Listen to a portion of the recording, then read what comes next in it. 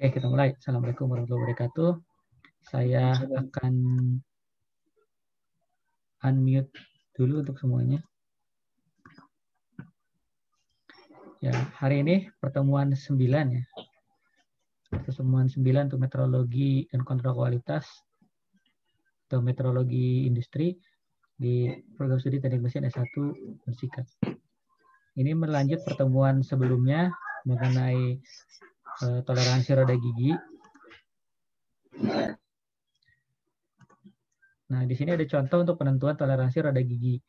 Di sini jika diketahui M atau modulnya adalah 5 mm, kemudian Z1-nya itu untuk jumlah gigi di roda gigi yang pertama adalah 20 buah, kemudian diameter lubangnya 25 mm.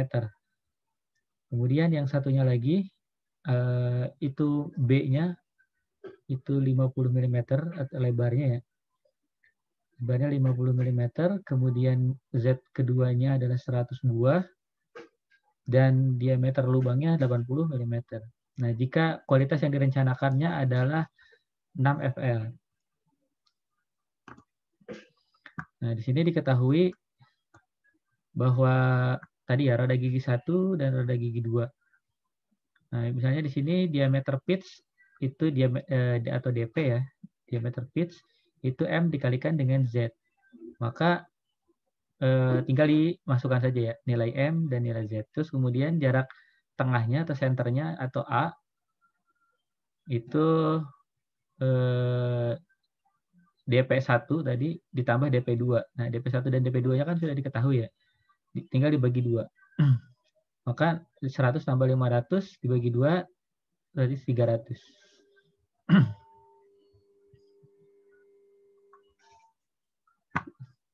Terus kemudian tadi diameter pitch sudah ya, M dikalikan dengan Z, 5 kali 20, 50 dikalikan, sorry ini 5 ya. Bentar.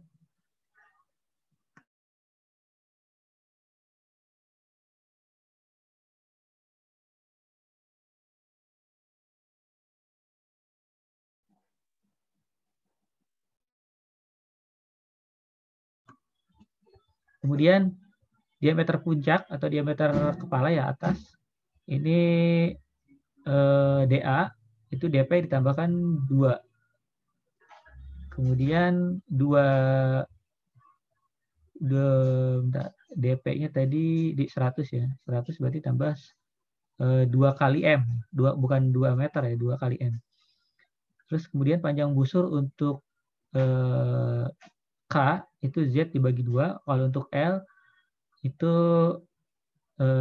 K dikali dengan P dikalikan dengan M atau modulnya. Maka dari sini tabelnya diketahui bahwa untuk saya off-kan dulu.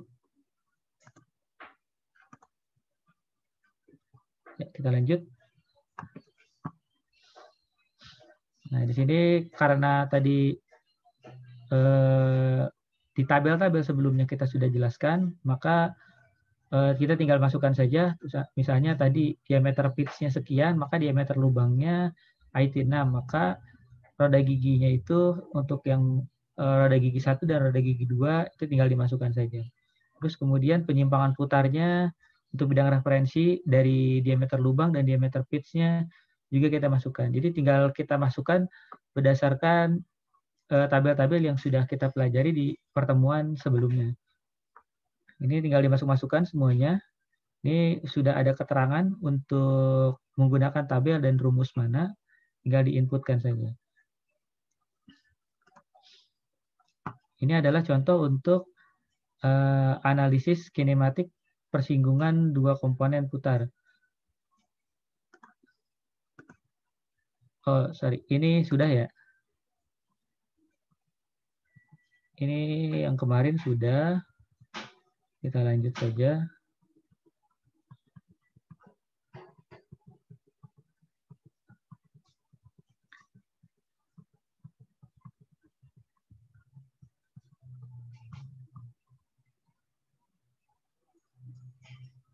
sambil mengingat di pertemuan sebelumnya ya. Ini adalah sudut kontak gear ya. Jadi di setiap masing-masing itu ada sudut kontak satu kontak ya.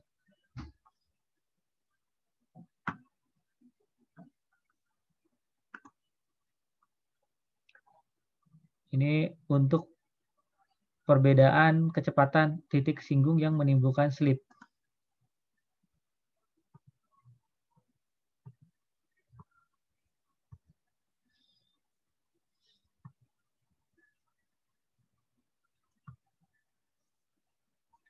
Nah, di sini diberikan penjelasannya sudah juga ya kemarin bahwa jika sudut kontaknya ini terlalu jauh dan ini satu, ini kemungkinan akan terjadi slip ya.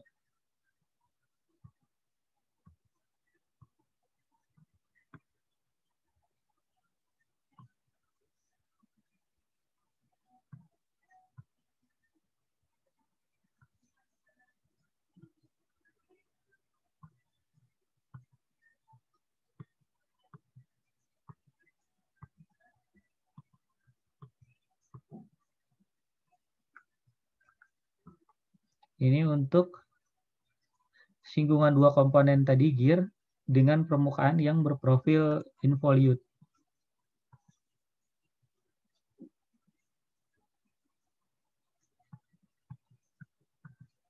Ini sudah ya, yang involute juga sudah.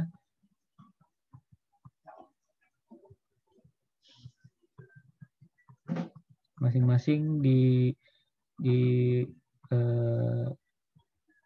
dipecah menjadi beberapa titik. Kemudian beberapa titik itu melakukan kontak, masing-masing melakukan kontak.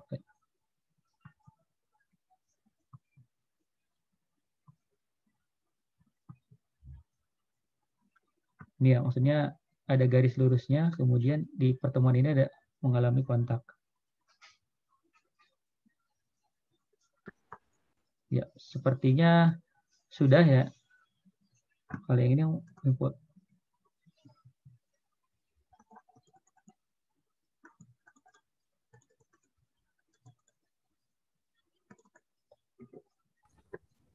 Oke. Kita lanjut ke materi selanjutnya.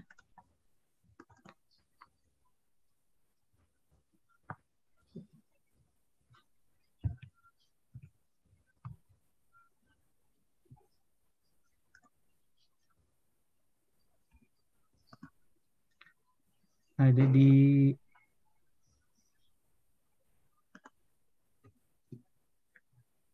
sudah terlihat?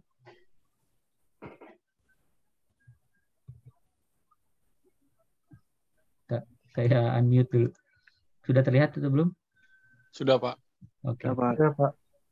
Kita lanjut ya. Yang sebelumnya kita mempelajari tentang meteorologi industri, kemudian meteorologi pada kulir, kemudian meteorologi pada roda gigi. Saat ini, sekarang kita akan kontrol kualitasnya. Kontrol kualitas karena kita berhubungan dengan meteorologi, maka kontrol kualitasnya adalah kontrol kualitas dari geometrik. Di sini kontrol kualitas geometrik yang akan kita pelajari kurang lebih ada 19 item ya. Di mana di awal kita akan mempelajari tentang proses gerinda. Proses gerinda yang sering kita gunakan ternyata dapat kita perhatikan dari segi meteorologi dan kontrol kualitasnya.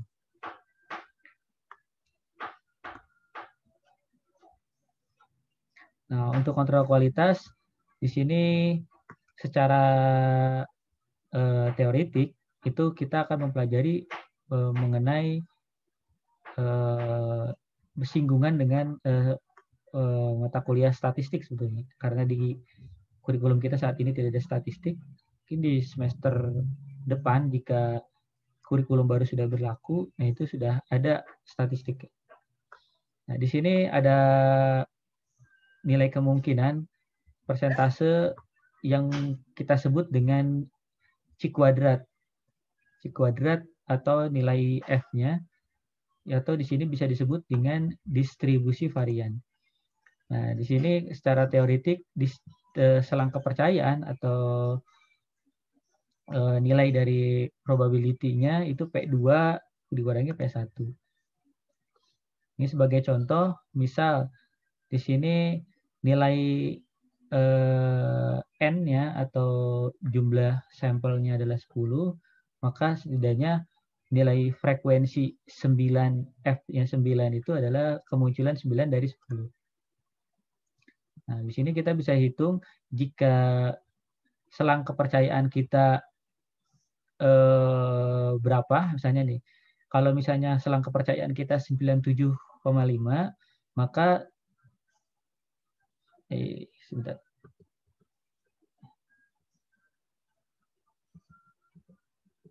Oh, sepertinya kelewat nih.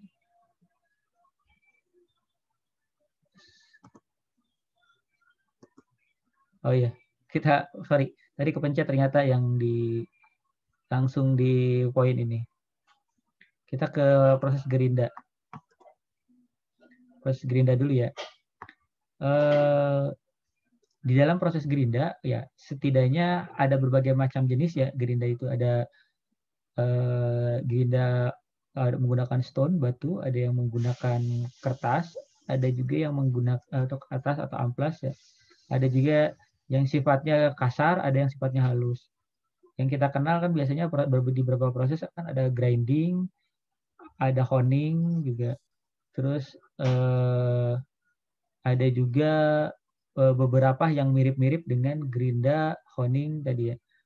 Terus kemudian di sini secara teoretik, nah di sini workpiece-nya itu atau benda kerja itu disimpan di tengah. Ini grinding wheel yang berputar.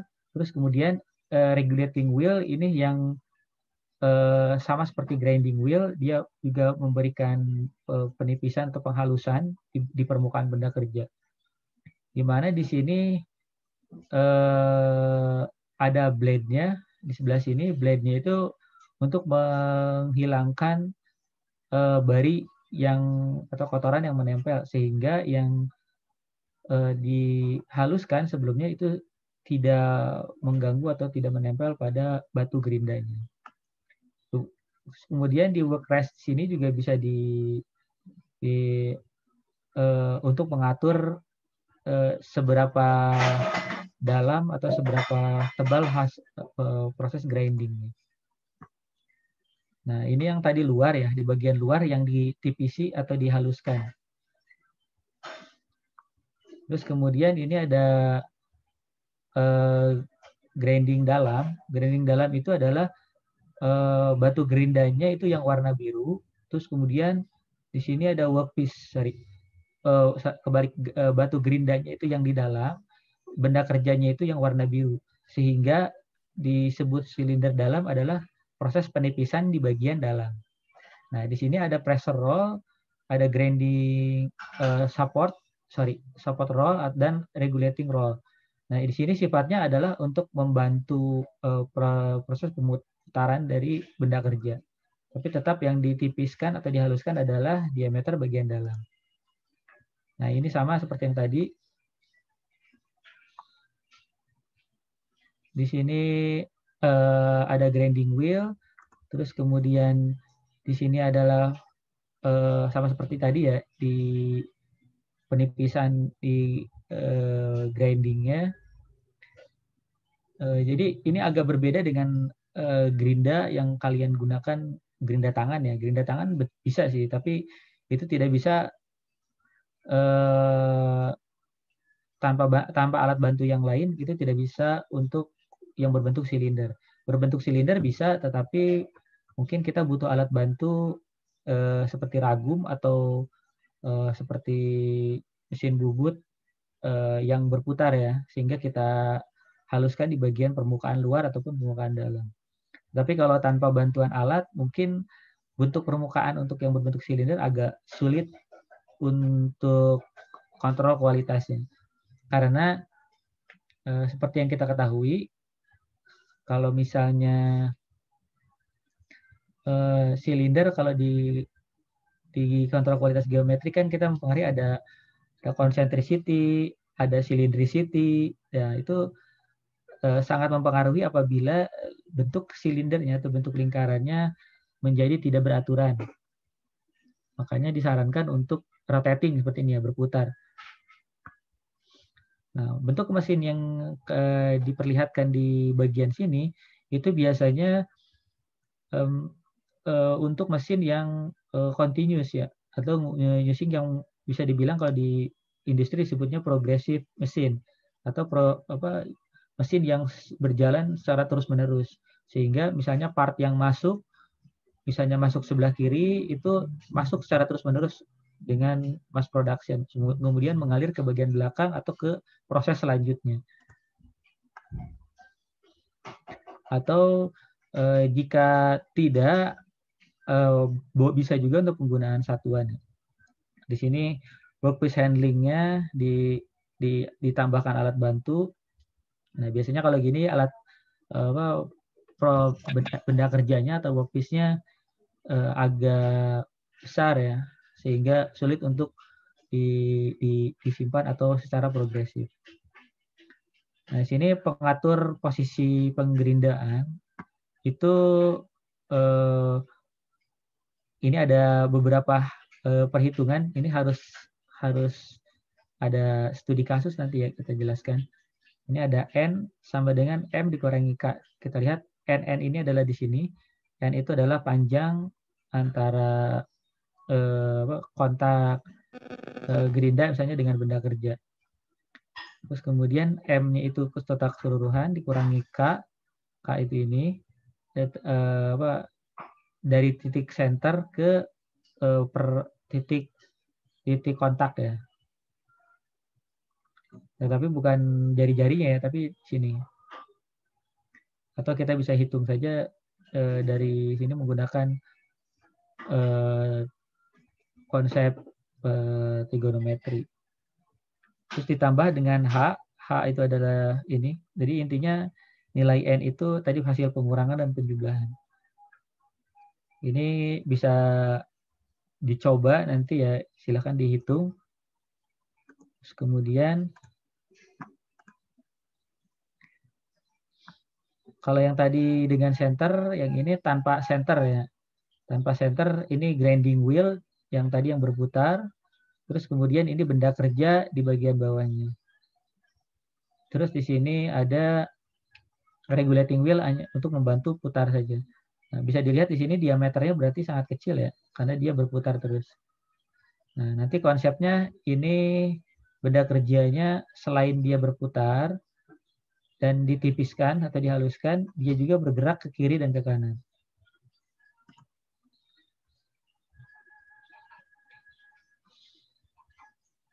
Nah, di sini ada penjelasan bahwa yang jika menggunakan tanpa tengah, titik tengah atau center, maka diatur menggunakan sudut atau kemiringan roda pengatur.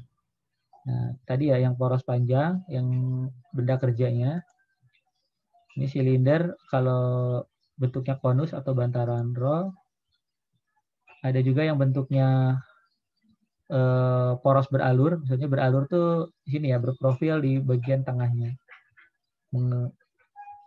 Kemudian, nah ini untuk biasanya berbentuk lensa itu bisa juga menggunakan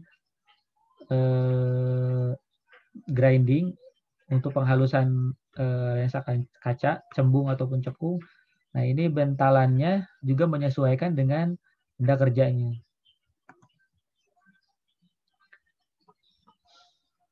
Nah, kemudian yang tadi itu gerida silindrik luar ya. Nah, kalau yang ini proses gerida silindrik luar tanpa center, pemakanannya radial. Ini kalau ini pemakanannya memintas atau dia lewat ya. Kalau yang ini radial, ini dapat dimiringkan. Maksudnya ejektornya ini bisa dikontrol selain maju mundur, tapi juga bisa ke atas atau ke bawah. Jadi sesuai dengan pengaturannya. Nah, karena di sini ada stopper, nah di sini dikasih penjelasan dia tidak mungkin bergerak memintas. Maksudnya memintas itu ke arah tarik ya, tapi kan kalau dimajukan bisa. Tapi dia bisa maju, bisa ke atas atau ke bawah.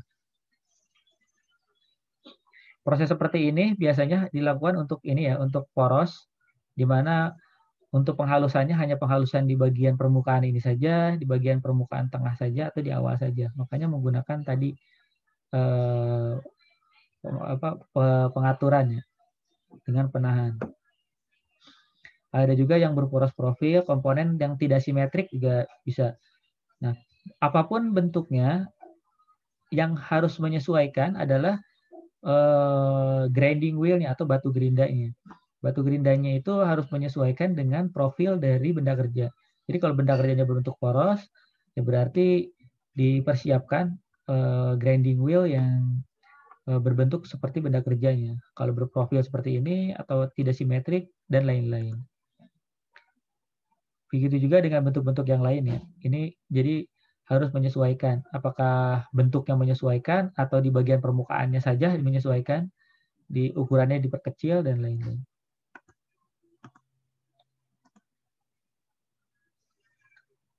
Kemudian di sini yang poin yang jenis atau tipe ketiga ini bisa keduanya, bisa radial dan juga memintas, di mana di sini ada stopper, tapi ini bisa diatur dari sini, turun naik atau maju atau mundur.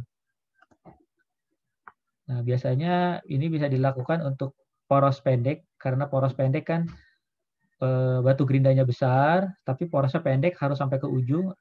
Pemotongannya tidak mungkin jika tidak ada yang mengatur atau mengregulate dari porosnya. Makanya ini harus diberikan tambahan, maju, terus ini berprofil di sini juga harus disesuaikan ya, bisa turun naik.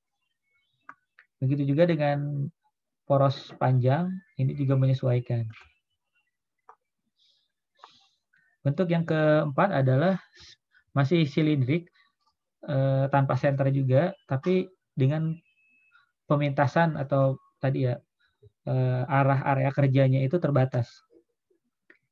Jadi kalau misalnya yang dimaksud adalah dia hanya bergerak sedikit saja, mau maju ataupun mundur kan memintas ya, mau maju atau mau mundur tapi sedikit. Makanya di sini harus sangat pelan. Biasanya bisa diatur untuk regulatingnya ini menggunakan alat bantu ya. Biasanya pergerakannya per sekian mikron. Nah ini contohnya ya, sepatu ini maksudnya shoe-nya. Ini roda gerinda, ini ada profilnya, ini benda kerja, ini maksudnya arah pergerakannya sangat terbatas. Maaf. Kita ada yang ketukar tadi.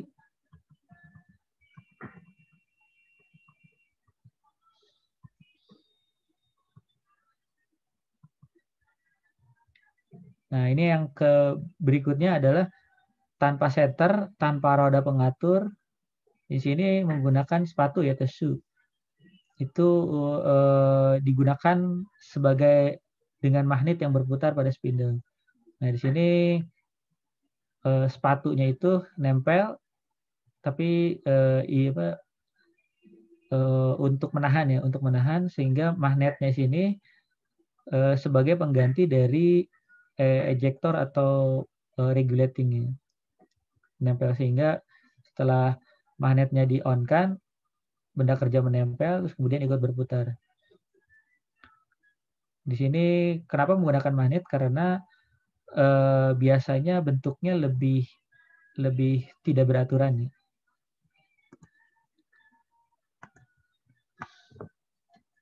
Terus kemudian di sini ada contoh tadi ya, contohnya pemakanan memintas. Ini karena tadi centerless, tidak menggunakan center, grinding silindris. Ini adalah contoh misalnya ini CCG, regulating wheel, ini grinding wheel, benda kerja. Nah ini kalau misalnya dibuat spesifikasi dari geometri, bisa diperhatikan bahwa karena yang kontaknya adalah di bagian permukaan, maka di bagian sudut miringnya dan sudut sininya itu ditulis tidak penting. Maksudnya tidak penting itu adalah tidak berhubungan langsung dengan grindingnya, proses grinding. Begitu juga dengan di bagian yang sebelah kanannya. Nah, sedangkan yang kontaknya, yaitu yang di bagian atas dan bawah, itu ditulis penting atau berhubungan atau relate dengan proses grinding. Nah, di sini ada penjelasan bahwa di sini ada keterangan cylindricity bahwa 0,01 atau tidak boleh penyimpangan lingkarannya melebihi 0,01 diameternya. Maka dari itu, seperti yang saya bilang tadi, untuk yang berbentuk silindris tidak disarankan menggunakan gerinda tangan atau manual untuk penghalusannya karena akan menjadi bentuknya menjadi tidak silindris. Dan itu bisa menyimpang dari ini. Kalau misalnya menggunakan ini kan geometrik ya, kontrol kualitas geometrik. Tapi kalau menggunakan linear bukan geometrik, itu biasanya kan kita menggunakan linear itu panjang ya. Misalnya diameternya langsung atau jari-jarinya, panjangnya menggunakan kaliper misalnya. Nah, itu biasanya ada yang berbeda-beda nanti itu. Ada yang ke diameternya sekian, ada yang diameternya kecil, ada yang diameternya besar, ada yang diameternya besar lagi, itu macam-macam. Nah, karena menggunakan ini, itu perbandingan antara minimum dan maksimumnya tidak jauh dari 0,01. Jadi kalau misalnya ininya 6 mili, berarti kurang lebih di sini harus kalau minimum adalah 6 mili minimum berarti lebih dikurangi 0,01 berarti 5,99 misalnya. Oke, di sini ada keterangan ini N6 sesuai standar untuk profil kehalusannya. Kemudian di sini dikasih keterangan akan dikeraskan. Setelah di grinding akan dilakukan pengerasan atau harden itu sebanyak 55, tapi ada plus minus 1 Rockwell HRC, hardness Rockwell. Terus kemudian di sini juga ada keterangan juga untuk bentuknya 20 H6. Ini diameter 6 H4. Ini silakan buka lagi tabel yang sudah kita pelajari di pertemuan sebelumnya. Ini apa pekanan radial, yaitu dia maju. Ini maksudnya bisa maju, nanti bisa dibalik juga bentuknya. Ini jadi bisa CCG 1 maju, CCG 2 dengan stopper, terus bisa juga dibalik. Di sini ada maksudnya frekuensi dan variabilitas proses. Jadi sebetulnya makin proses rata-ratanya itu semakin besar, harusnya variabel prosesnya harus semakin kecil ya, semakin sedikit. Ini kan titik nol. Nah, ini begitu juga dengan tingkat kebulatan tadi. Silindrisitinya kebulatannya harusnya lebih bagus. Terus nilai kehalusannya, karena ini di grinding, berarti kan tujuannya untuk menghaluskan di permukaan. Ini juga panjangnya menyesuaikan apakah lebih panjang hasilnya seberapa halus ataupun makin pendek menjadi seberapa halus juga. Jadi intinya sih lebih panjang, pengaturan kesamanya menjadi sulit ya. Tapi kalau bentuknya kecil atau bentuknya tidak lebih dari batu gerinda, itu bisa lebih sesuai. Ini proses perlakuan panas terhadap kekerasan. Nah, ini untuk daerah toleransinya sih sebetulnya. Ini sudah dijelaskan di pertemuan sebelumnya yang mengenai analisis geometrik, bahwa nilai toleransi yang dapat diatur adalah yang center yang di tengah ini. Tapi kalau misalnya daerah toleransinya terlalu luas, ya itu juga tidak bisa. Nah, ini yang dimaksud adalah ada 3 jenis. Nah, ini adalah proses toleransinya itu, misal toleransinya itu sepanjang sini sampai sepanjang sini. Tetapi yang terjadi di sepanjang sini berarti otomatis masih sesuai ya. Nah, kalau yang ini juga masih sesuai, tapi masih ada yang keluar sedikit. Nah, ini harus tidak boleh ya. Harusnya tidak melebihi batas toleransi. Nah, kalau yang ini melebihi batas toleransi tidak boleh walaupun rentangnya kecil ya.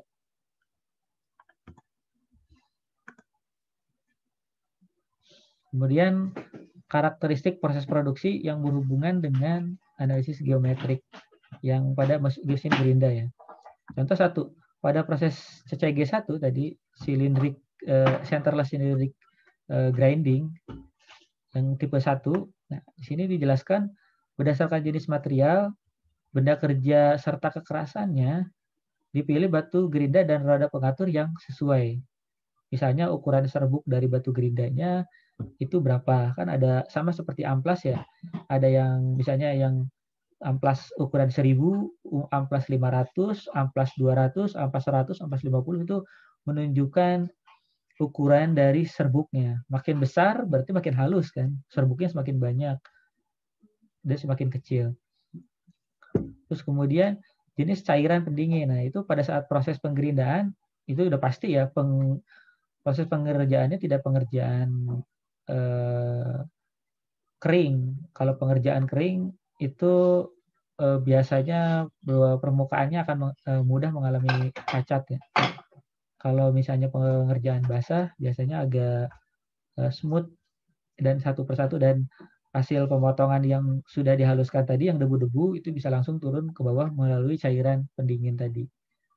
Juga untuk karena sifatnya untuk mendinginkan, berarti tujuannya juga untuk mengurangi perpindahan panas yang terjadi pada hasil gesekan langsung masuk terhadap benda kerja.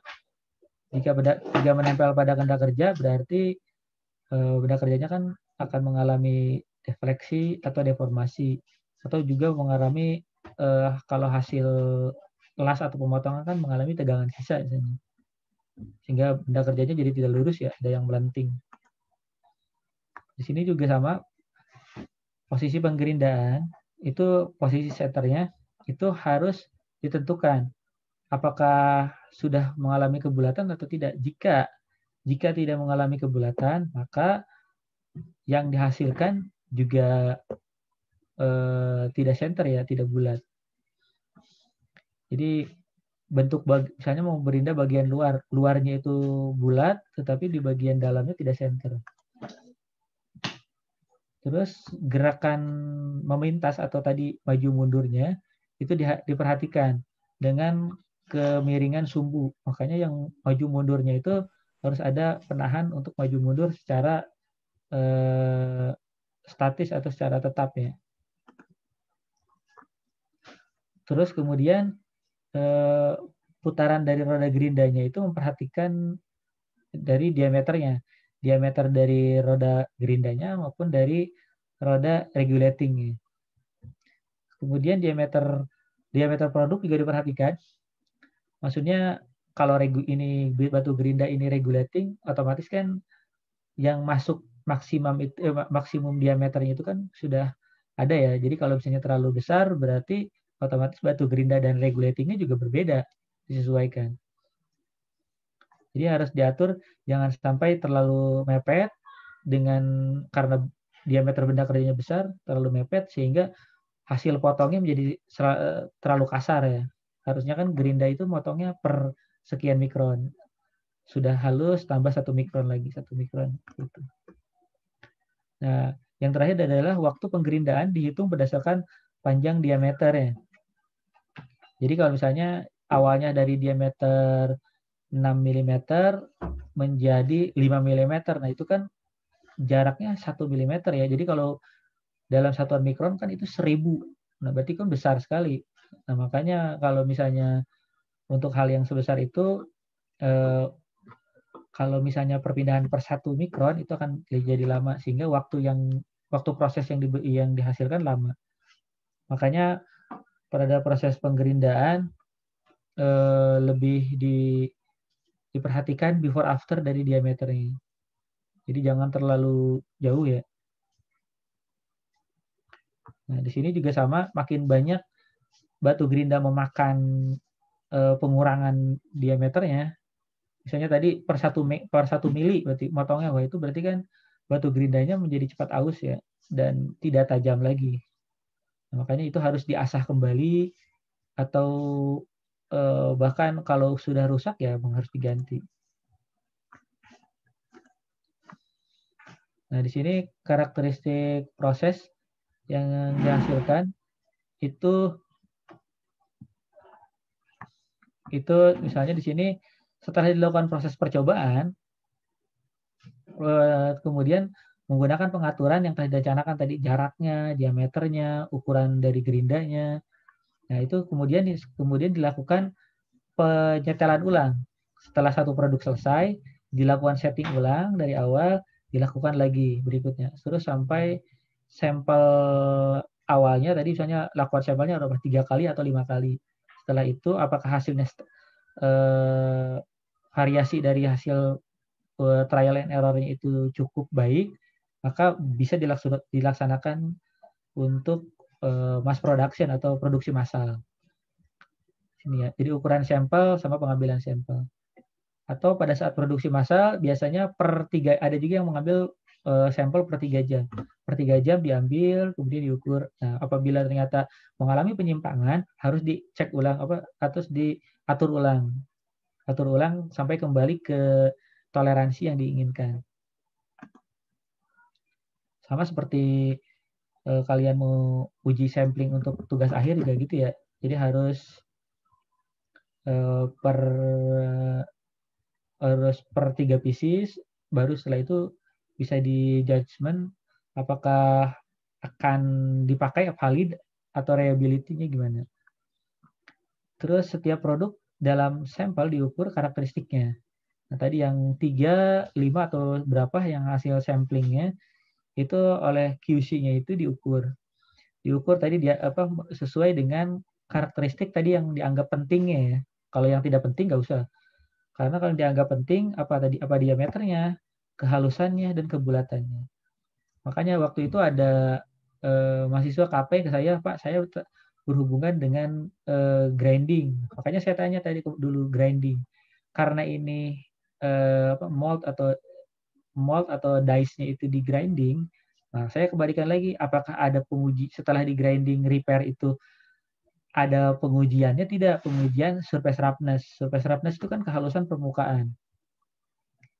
Kehalusan permukaan. Jadi otomatis namanya grinding ya kehalusan permukaan. Jadi kalau misalnya tidak ada diatur kehalusan permukaan, berarti kan samplingnya kurang, tingkat kepercayaannya kurang, jadi berkurang ya.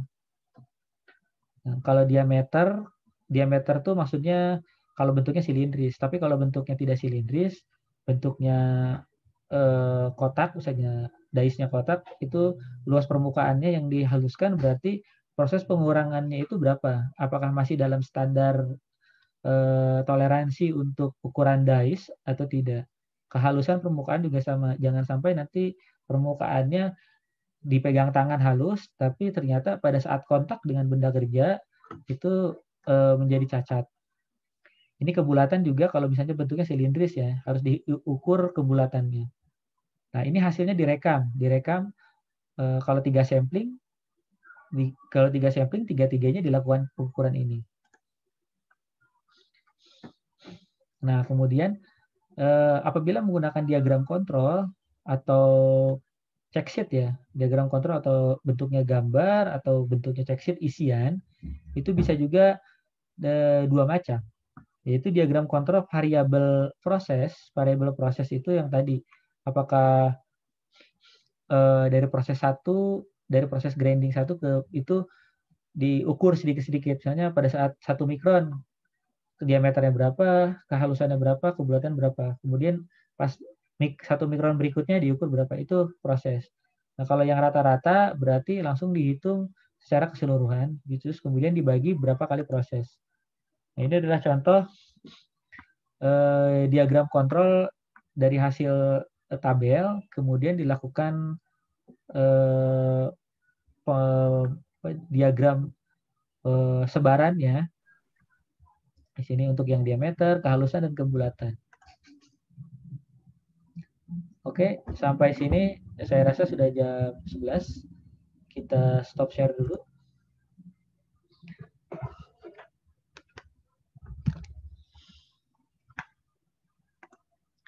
Kita akan presensi pulang dulu ya.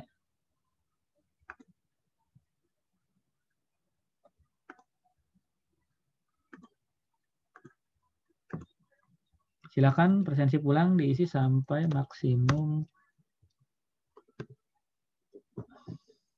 11.08 ya.